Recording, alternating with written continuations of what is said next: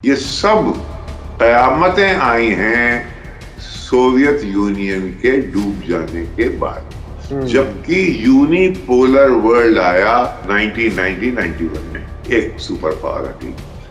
हम लोग सब ये समझे, हम भी ये समझे, हम भी मासूम थे कि भाई अब वो झगड़े खत्म हुए, अब ये डेमोक्रेसी और ये सब चीजें आएंगी और उससे जो एक दुनिया को हर चीज को, इकोनॉमी को फरोग मिलेगा, सब चीजें आगे बढ़ेंगी, तरक्की होगी, साइंस और टेक्नोलॉजी सबके पास आएगी। वहां लोगों के दिमाग में कुछ और था। उनके दिमाग में ये नहीं था कि हम ये दुनिया की डेमोक्रेसी, ह्यूमन राइट्स को प्रमोट करेंगे, डेमोक्रेसी को प्रमोट करेंगे, वैल्यूज को प्रमोट करेंगे, बल्कि वहां यह था कि मार्केट को प्रोड्यूस करें। ये एक बहुत बड़ा ट्रिक है वेस्टर्न लिबरल थॉट में, यानी फ्री मार्केट। अब वो कहते हैं, अब वो कह रहे हैं कि साहब अमेरिका के पास दो खतरनाक चॉइस है। एक तो ये कि ईरान को बॉम्ब कर दे, या ये कि ये जो पूरा मामला जो है इसको खत्म करते हैं, जो न्यूक्लियर डील वगैरह की बात कभी कभी बीच में उड़ जाती है, इसको खत्म किया जाए।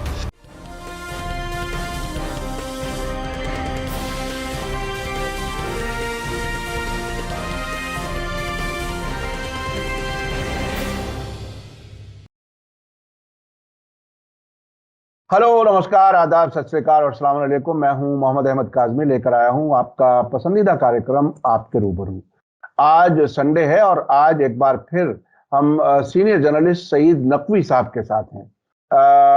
वो 110 मुल्कों से डायरेक्ट रिपोर्टिंग कर चुके हैं, एक लंबे अरसे तक दुनिया को देखा है और अब भी उसी मजबूती से चीज़ों को समझते हैं, देखते हैं, पढ़ते हैं। ये बात अलग है कि हमारे भारत के मीडिया ने वो जो अहमियत उन्हें मिलनी चाहिए थी, जो उनके काम को रिकॉग्निशन मिलनी चाहिए थी सरकार की तरफ से, मीडिया की तरफ से, वो शायद बहुत ही कमजोर इसलिए रही कि शायद दूसरे लोग, दूसरा नजरिया हावी हो गया और सच लोगों तक ना पहुंचे, वो सिलसिला ज्यादा हावी हो गया, जिसके नतीजे में हम गोदी मीडिया देख रहे हैं। तो ये नकवी साहब से आज जो हम बात कर रहे हैं वो यूक्रेन जंग आखिर किस तरफ जा रही है, इसे समझेंगे।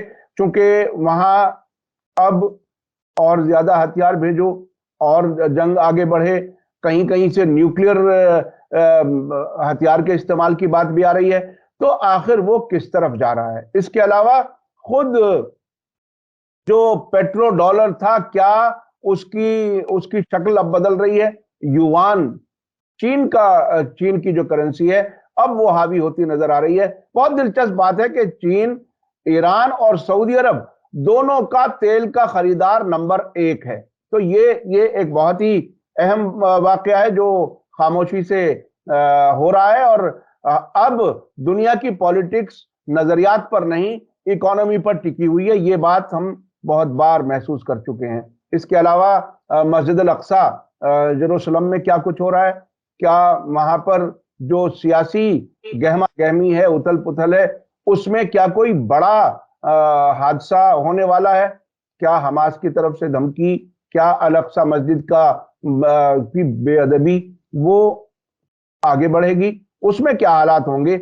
और ईरान के IRGC को भी टेररिस्ट लिस्ट में यूरोपियन यूनियन को कहा गया है, यूरोपियन पार्लियामेंट के जरिए। तो वो पूरी दुनिया में ऐसे वाकयात हो रहे हैं कि उन्हें जरा गहराई से समझना जरूरी है। सईद नकवी साहब, वेलकम है आपका। मीडिया स्टार वर्ल्ड को आप हमें वक्त दे देते हैं, बहुत बहुत शुक्रिया। आप ये बताइए कि यूक्रेन जंग और इसके साथ साथ जो मीडिया का रोल है उस पर भी आप बताइए, क्योंकि मीडिया किस तरफ ले जाना चाहता है, जंग किधर जा रही है, हकीकत क्या है, आप कैसे देख रहे हैं। ये आपने बहुत बड़ा सवाल कर दिया है। इस वक्त जंग जो है वो एक तरफ वेस्टर्न मीडिया है, एक तरफ फैक्ट्स ऑन द ग्राउंड है। हम और आप किधर हैं?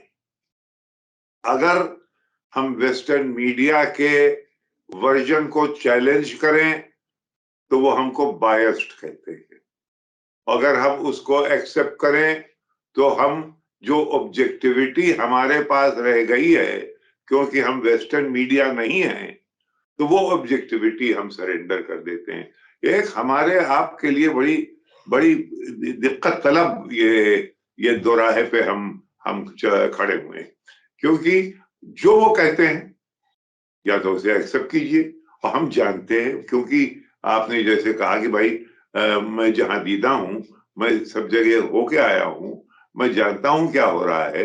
और तुम्हारा अब लिज डूसेट फर्ज कीजिए, ये बीबीसी की बहुत ही बड़ी फॉरेन कॉरेस्पॉन्डेंट है, बहुत अच्छी। अब ये 24 फरवरी को, अब 1 साल होने वाला है इस जंग को, 24 फरवरी को जब ये इन्वेजन, जिसको कि वो स्पेशल ऑपरेशन कहते हैं रशियन, उससे पहले कीव में कैसे पहुंच गई? यानी ये कि उनको ये मालूम था कि ये सब होने वाला है, और वहां से उन्होंने रिपोर्ट करना शुरू कर दी। आपको एक बड़ी दिलचस्प बात मैं थोड़ा सा पीछे ले जाके बताता हूँ। यासिर अराफत और हम लोग उस कैंप में थे जब कि ऑपरेशन डेजर्ट स्टॉर्म हुआ है, कि हम लोगों को ये यकीन था कि ये जंग नहीं होगी। गलती थी हमारी एनालिसिस गलत थी। हमारा ये था कि क्योंकि बॉडी बैग्स जब वापस जाते हैं वो अमेरिकन देख ना पाएंगे, और क्योंकि ये फ्लैट कंट्री है, यहाँ पे बहरहाल कुछ तो लोग अमेरिकन मरेंगे, वो उनके बॉडी बैग्स होंगे, तो इसलिए ये जंग अभी होगी नहीं। और बस बहुत ही छोटे फ्लिम्जी, ये हम भूल गए थे कि जनाब डिक चेनी साहब, जो कि उन दिनों में वाइस प्रेसिडेंट थे, लेकिन पूरे करता धरता इन जंगों के वही हुआ करते थे, उन दिनों में डिफेंस सेक्रेटरी थे बल्कि, तो उन्होंने बाकायदा बंदोबस्त कर रखा था एम्बेडेड जर्नलिस्ट के, भाई किस तरह से मीडिया को बिल्कुल पता ही ना चलने पाए।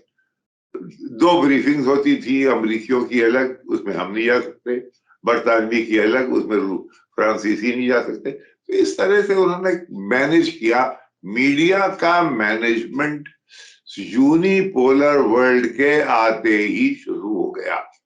उससे पहले ये तारीख इसलिए जरूरी है कि समझे कि क्या हो रहा था। एक तरफ सोवियत यूनियन था, एक तरफ वाशिंगटन और पूरा ये वेस्टर्न अलायंस था।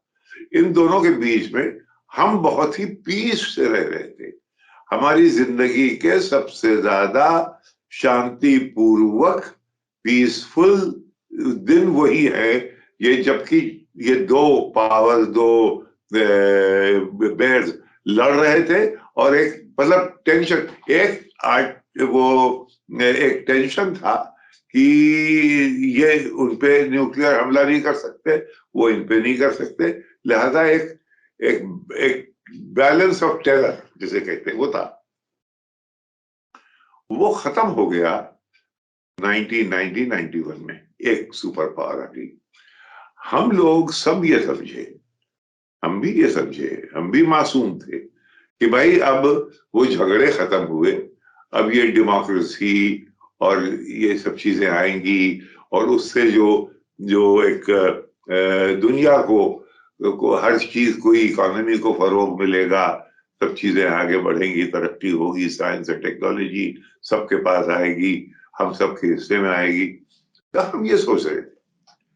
वहां लोगों के दिमाग में कुछ और था। उनके दिमाग में ये नहीं था कि हम ये दुनिया की डेमोक्रेसी, ह्यूमन राइट्स को प्रमोट करेंगे, डेमोक्रेसी को प्रमोट करेंगे, वैल्यूज को प्रमोट करेंगे, बल्कि वहां यह था कि मार्केट को प्रोग्रेस करें। ये एक बहुत बड़ा ट्रिक है वेस्टर्न लिबरल थॉट में, यानी फ्री मार्केट सबसे बड़ा एलिमेंट है डेमोक्रेसी का, कि साथ फ्री मार्केट है। तो वो मार्केट कुछ ऐसी फैली, कुछ ऐसा ज्यादा ग्लोबलाइजेशन के जरिए उसको इतना फैलाया गया कि आखिर में खुद ही वो इम्प्लोड होने लगा।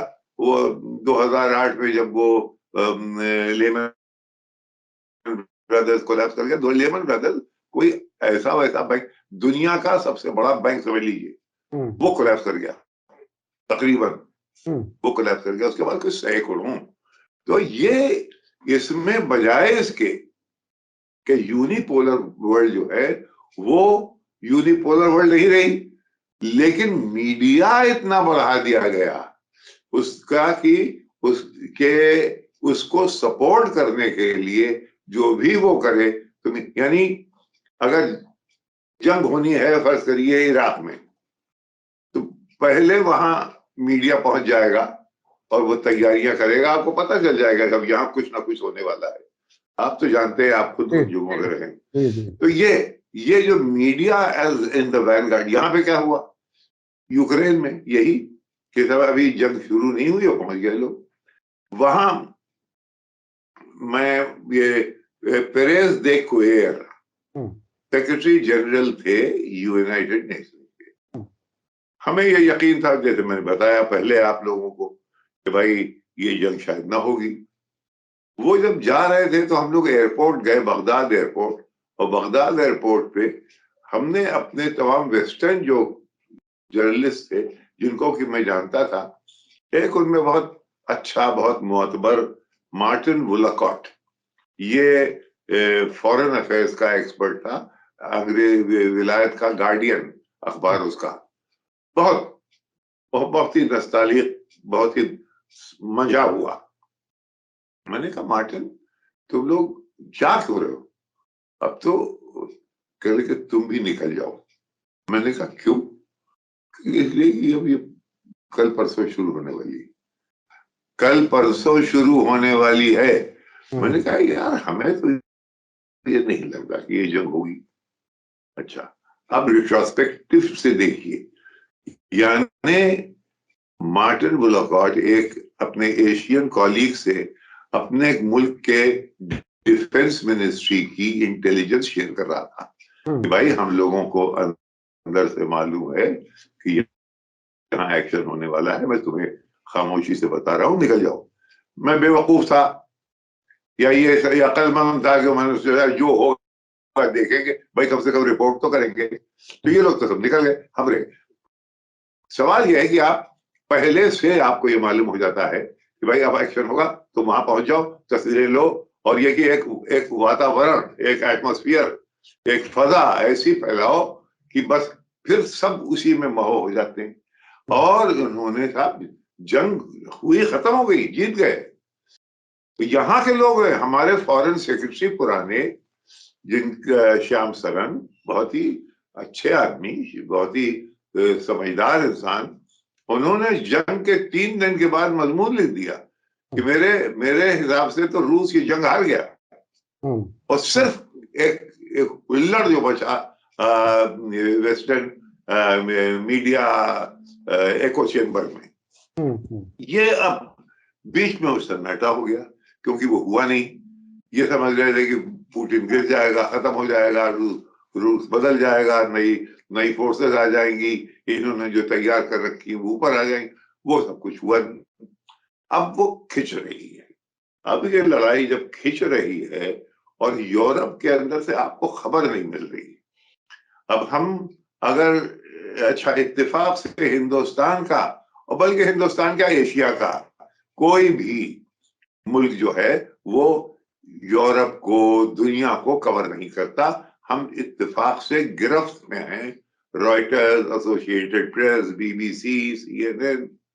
अरे साहब मजे की बात यह है कि बीबीसी ने एक फीचर किया अभी मोदी साहब के ऊपर, और जो वहां हुआ गोधरा कांड 2022 का, 2002 का, उसके ऊपर एक फीचर, किस लिए, क्यों, कोई वक्त समझ में नहीं आया। यहाँ के बीबीसी के दफ्तर को मालूम नहीं था कि ये किया जा रहा है। अब तो इंटेलिजेंस एजेंसीज का पेनिट्रेशन इतना ज्यादा हो गया है इन ऑपरेशंस में कि मीडिया, यानी बीबीसी के लोग जो यहाँ हैं उनको नहीं मालूम था कि ये प्रोग्राम होने वाला है।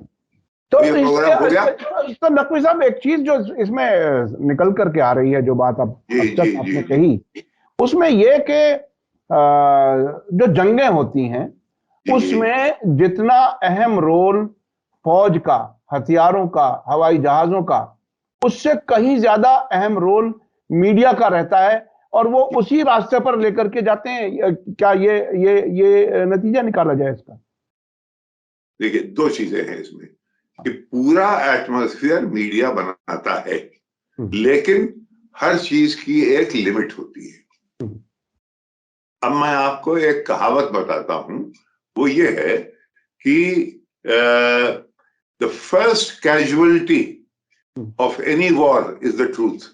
हम्म, मतलब ये कि जब वॉर अगर शुरू हो गई, मेरा मुल्क अगर किसी जंग में मुलविस है, तो मैं ये तो नहीं कहूंगा साहब हमारी फौज तो बिल्कुल बोधी निकली। भाई, मैं तो उसको ड्रम अप करूंगा, मैं तो उसकी तारीफ करूंगा, मैं तो एयरफोर्स की तारीफ करूंगा, मैं तो अपने नेवी की तारीफ करूँ। ये एक ये this is a given reality कि हाँ, जंग की सूरत में आप अपने डिफरेंसेस को कंपोज कर देते हैं कि भाई हमारी जंग उससे है, हमारे अंदर के डिफरेंसेस हमने कंपोज कर दिया, ऐसे होता है। तो अब क्या हो रहा है कि जैसे ही सोल सुपर पावर मूवमेंट आया, आपने शुरू कर दिया ऑपरेशन टेरर स्टॉर्म, आपने शुरू कर दिया ऑक्यूपेशन ऑफ इराक, आपने शुरू कर दिया इंतफादा 1, इंतफादा 2, आपने शुरू कर दिया बॉस्नियन वॉर जो कि 4 साल चलती रही। उसमें आप लोग सब मुलविस थे क्योंकि आप सब खामोश रहे, और वो उसकी वजह खैर लंबी चौड़ी है। तो इन सब वॉर्स में वेस्टर्न मीडिया आगे आगे, यानी propaganda and propaganda arm of the war effort जो था वो वेस्टर्न मीडिया था। अब एक हद के बाद उसकी क्रेडिबिलिटी गिरती, लोग समझने लगते हैं कि अब ये क्रेडिबिलिटी गिर जाए। आपको एक अजीब वाकया है, जब ये लिबिया का झगड़ा हुआ तो मालूम हुआ बीबीसी सीएनएन की कोई सुन ही नहीं रहा। तो अब क्या करें? अब सऊदी वाले, इनके बड़े झगड़े थे कतर से, तो कतर के ये जो अल जजीरा जो था, उसकी क्रेडिबिलिटी उस एरिया में, उस खित्ते में वेस्टर्न मीडिया से बेहतर थी। तो जनाब उनके पास ये हाथ जोड़ के गए कि भाई खुदा के वास्ते सपोर्ट कर दो, क्योंकि ये जनता जो इधर के लोग हैं ये वेस्टर्न मीडिया की नहीं सुन रहे हैं। तो बाकायदा मोबिलाइज, ये एक पॉइंट था जिसमें कि रेपरोशमा सऊदीज का कतार के साथ हुआ, यानी अल जजीरा ने रिपोर्टिंग वो की जो कि वेस्ट चाहता था। ये तो इसमें इसमें इसमें मुझे एक वाकया, उसमें आपने जो सवाल किया उसका जवाब ये है कि एक हद के बाद ये नहीं चलता, रियलिटी आखिर में असर करती है। वो मुझे एक वाकया याद आया, जब इराक वॉर कवर करने के लिए मैं वहां था और फिलिस्तीन होटल बगदाद में, तो सीएनएन का सबसे ज्यादा जाना पहचाना बड़ा अहम चेहरा जो था वो जेम्स क्लेंजी। तो वो फिलिस्तीन होटल के पोर्च के ऊपर खड़े होकर के कहते थे, our forces did that, our forces did that. तो वो बिल्कुल उसी नजरिए को एक तरह से रिप्रेजेंट कर रहे थे, जो बात आप कह रहे हैं कि वो मीडिया आगे आगे चलता है और वो ड्रम अप करता हुआ चलता है। अच्छा, मैं अब आना चाहता हूं, ये इजराइल और फिलिस्तीन वाला जो मामला है, वो अब वहां की सरकार, अभी एक ताजा खबर यह है कि अटॉर्नी जनरल अब शायद ये तैयारी कर रही हैं कि वो बेंजामिन नेतन्याहू से कहें कि आप कॉन्फ्लिक्ट ऑफ इंटरेस्ट की वजह से कानून में तब्दीली नहीं कर सकते, इसलिए आप अलग हट जाइए, प्राइम मिनिस्टर नहीं रह सकते आप। इस हद तक वहां बात आ रही है। लेकिन इस सब के बीच में जो वो इतमर बिन गवीर और वो दूसरे एक हैं ये डेरी, वो शास के कोई एक शास पार्टी का है, जी जी जी, एक ये रिलीजियस रिलीजियस जायनिस्ट के हैं, गुईर साहब, जी जी जी। ये साहब पहुंच गए अल-अक्सा। यानी अल-अक्सा में तो अब ये ऐसे घुसते हैं, यानी मैं आपको बता रहा हूँ, अल-अक्सा मस्जिद जब मैं पहली दफे गया हूँ हाँ। 1968 में, यानी ये जंग के बाद, जी जी। मैं इतने मोहतात इजरायली थे, मैं बल्कि किसी हद तक मुतक़िद हो गया था कि भाई इन्होंने अब कर लिया, ये इतने बुरे लोग नहीं हैं। मुझे बाकायदा जेरूसलम म्यूनिसिपैलिटी से एक खातून थी, वो आई मुझे लेने के लिए, मुझे लेके अल-अक्सा मस्जिद, तमाम जगह गई, अल-अक्सा गई, अल-अक्सा में अंदर नहीं एंटर किया। मैंने कहा भाई आप तो मुझे एस्कॉर्ट कर रहे हैं, आप चलिए। कि नहीं, मैं नहीं जा सकती, ये आप, क्योंकि आप जा सकते हैं, आप एक तो मुस्लिम हैं, और दूसरे ये कि आप कबूल हो एक्सेप्ट कर रहे हैं, हमारा अभी डिस्प्यूट है, हम नहीं जाएंगे। तो बहुत ही मोहतात होके ये उन्होंने, हम अंदर गए बैठे, लेकिन होते होते होते होते देखिए 68 में कोल्ड वॉर थी, ये सब कयामतें आई हैं सोवियत यूनियन के डूब जाने के बाद, जबकि यूनिपोलर वर्ल्ड आया और उसने जनाब अपने आप को, उस वक्त तक कैपिटलिज्म नहीं था इसराइल में, आपको हैरत होगी, सोशलिज्म था, वो था, किबुट्स का सिस्टम था, कोऑपरेटिव्स थे, जिनसे कि वो, जिनमें कि सब लोग रहते थे, और बड़ा खूबसूरत सिस्टम था वो, उसको बाकायदा बदला गया। और ये जो, क्योंकि अब तो हम ही हैं, जिधर देखते हैं उधर हम ही हमें, तो अभी अभी अभी अभी एक वीडियो आई है अल-अक्सा से, उसमें जो मिडिल ईस्ट मॉनिटर लंदन से काम करता है, उन्होंने एक वीडियो जारी की है, जिसमें दो लोग बैठ करके मस्जिद अल-अक्सा के सहन में शराब पीते हैं, एक कोने में खड़ा हुआ एक आदमी पेशाब करता है।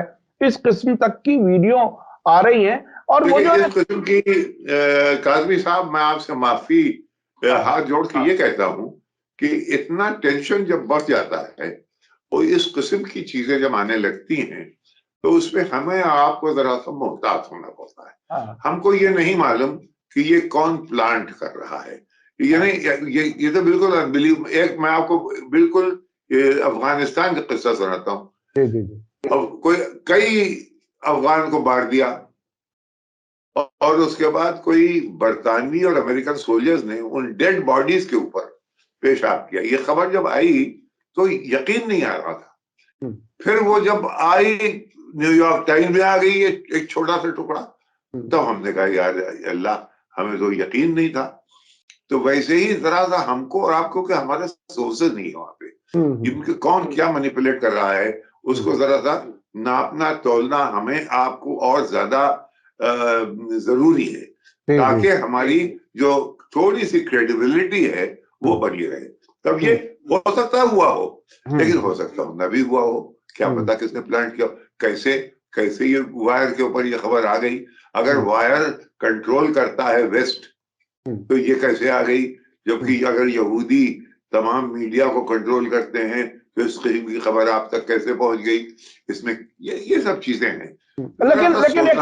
लेकिन एक चीज बिल्कुल मैं मानने को तैयार हूं, कैसा हुआ होगा, नहीं हो सकता है। मैं उस पर आगे बहस कुछ नहीं कर रहा। मैं सिर्फ ये कह रहा हूं कि एक एग्रीमेंट था 1967 के बाद के मस्जिद अल-अक्सा के अंदर मुसलमानों के अलावा किसी को इबादत का हक नहीं होगा।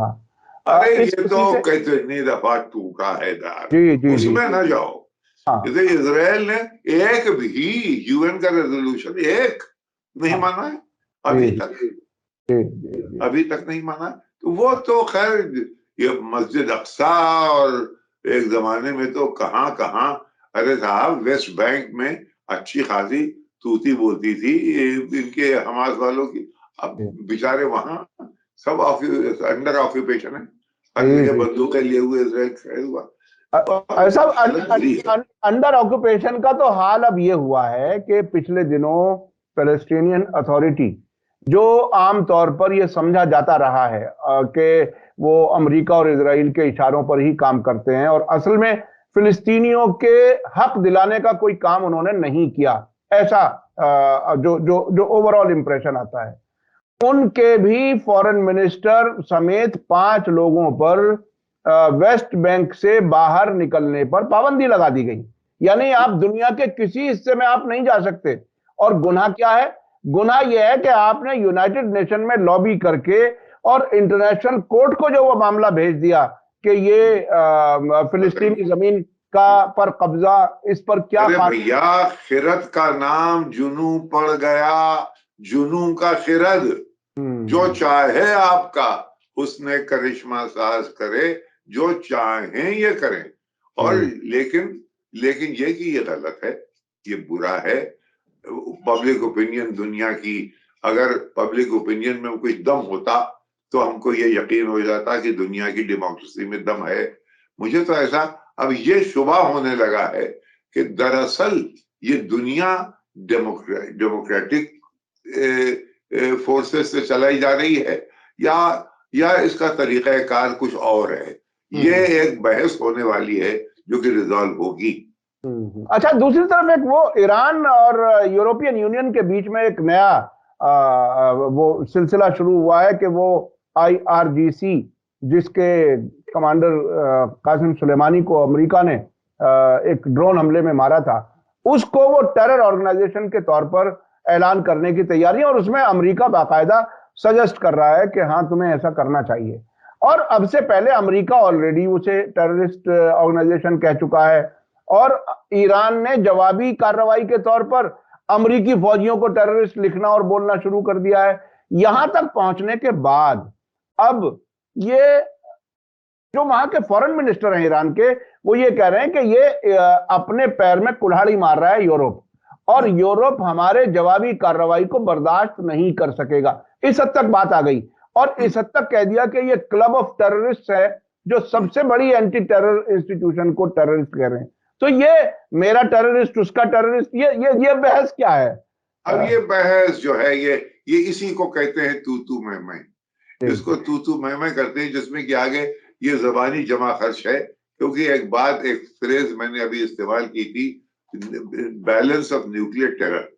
अब न्यूक्लियर टेरर ऐसा है कि वो नॉर्थ कोरिया के पास भी है, चीन के पास भी है, रूस के पास भी है, यूरोप के पास भी है, अमेरिका के पास भी है, हिंदुस्तान के पास भी है, पाकिस्तान के पास भी है।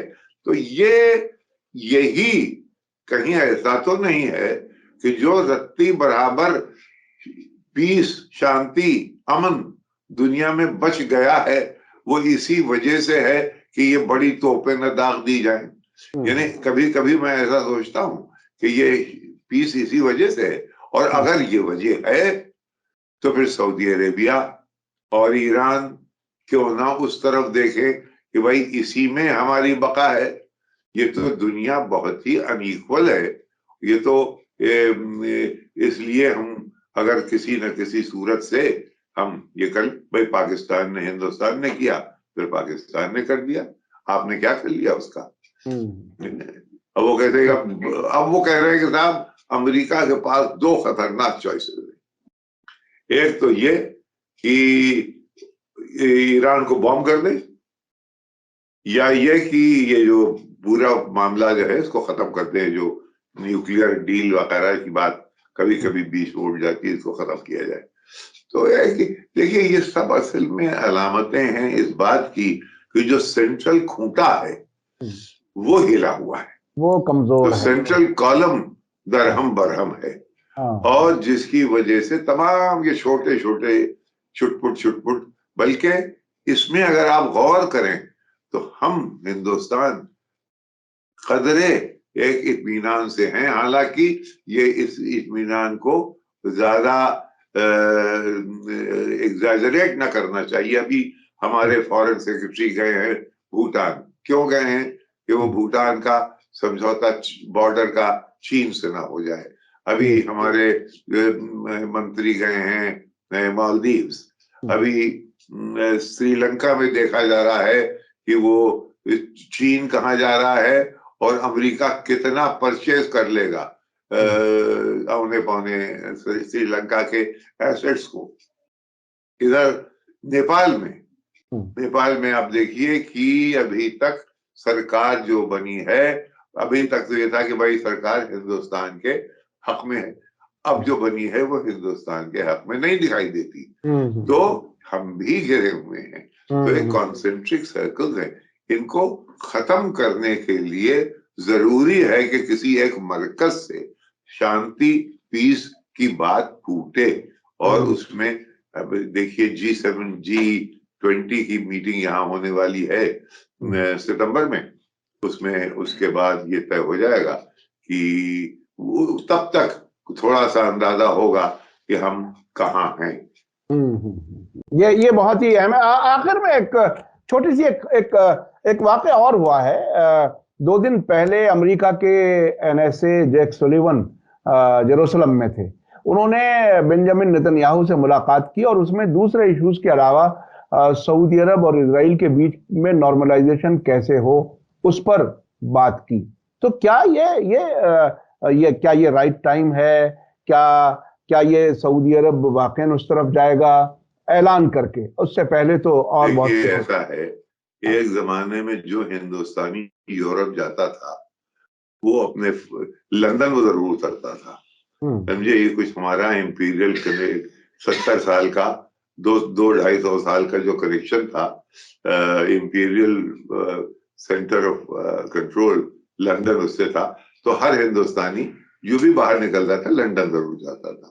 वैसे ही जो अमेरिकी सफीर, अमेरिकी foreign minister, state department, ministry of defence, pentagon, जो भी दुनिया में कहीं जाता है वो उतरता एक दफा तेल अवीव एयरपोर्ट पे जरूर है। ये एक रिश्ता है। अब ये कब तक तालमेल चलेगा ये देखने की बात। जी, बहुत बहुत शुक्रिया सईद नकवी साहब। ये बहुत ही अहम बात बताई कि वो जो भी सरकार होती है इजराइल अमेरिका में, वो बाहर जब कोई निकलता है तो वो इजराइल जरूर आता है। ये बहुत लोग इस बात को एक तरह से दूसरे तरह से भी देखते हैं कि इजराइल एक छोटा सा मुल्क और उसने अमेरिका को कंट्रोल किया हुआ है या इतना इन्फ्लुएंस करता है। बहुत बड़ी लॉबी है यहूदियों की, बहुत इफेक्टिव लॉबी है। बड़ी तो क्या कहा जाए, इफेक्टिव है। लेकिन आपको एक बात ये बताऊं कि 2 तरह के यहूदी इजराइल में पाए जाते थे और पाए जाते हैं अब भी। यानी हिंदुस्तानी भी मिले हैं। एक ग्रुप है वहां पे, उनमें एक साहब मुकेश की तरह गाना गाते हैं, मैं नाम उनका भूल रहा हूँ, वो हैं। बहुत से हिंदुस्तानी भी हैं मुंबई के यहूदी। 2 तरह के यहूदी, एक है अश्कनाजी जो कि ईस्टर्न यूरोप के, हंगरी से, पोलैंड से, यहाँ के जो जूस गए हैं वो गोरे हैं, जो कि यिडिश बोलते हैं, जो गोरे हैं, जो यूरोपियन हैं। और एक है सेफार्डिक जो कि मोरक्को में है, इजराइल में, जो कि अरब मुल्कों में है, जो जिनका रंग जरा थोड़ा सा सांवला है। ये अलग है। आप देखेंगे कि अमेरिका के, इजराइल के पावर सेंटर में सेफार्डिक बहुत कम दिखाई देते हैं। एक जमाने में थोड़े बहुत निकले थे, अब महज अश्कनाजी है। ये भी एक इशू है जो क्यों दबा हुआ है, क्योंकि वहां का मीडिया जो है, मीडिया वो सब अश्कनाजी है, सबका सब। एक जमाने में आपको बताता हूं कि जेरूसलम में अगर आप अश्कनाजी यहूदी के घर जाइए तो वहां king Hassan II of Morocco उसकी तस्वीर होती थी, क्योंकि किंग हसन ने बहुत ही मेहमान नवाजी, और बल्कि मोरक्को की मेहमान नवाजी 15वीं सेंचुरी के इंक्विजिशन के बाद बहुत बड़ी रही है। लेकिन अब उसका कोई तस्करा ही नहीं करता। जी, हालात बदल रहे हैं, और जैसा कि आपने कहा कि वो पावर सेंटर्स बदल रहे हैं और हालात मुख्तलिफ अंदाज में किस तरह से वो उथल पुथल एक है। और अंग्रेजी में कहावत है, times are out of joint. जी। और आपने कहा कि ताकत का मरकज ही हिला हुआ है, तो इसलिए दुनिया में ऐसे वाकयात हो रहे हैं। बहुत बहुत शुक्रिया सईद नकवी साहब। मैं और दर्शकों का और वक्त ना लेकर के यहीं मैं खत्म करता हूं। बहुत बहुत शुक्रिया। इसी के साथ मुझे दीजिए इजाजत। धन्यवाद, शुक्रिया। जय भारत, जय हिंद। मीडिया स्टार वर्ल्ड के और वीडियो देखने के लिए हमारे चैनल को सब्सक्राइब करें। और सीधे नोटिफिकेशन पाने के लिए बेल आइकन दबाएं। और अगर हमारी खबर सच्ची और अच्छी लगे तो अपने व्हाट्सएप, इंस्टाग्राम, फेसबुक और ट्विटर अकाउंट पर जरूर शेयर करें।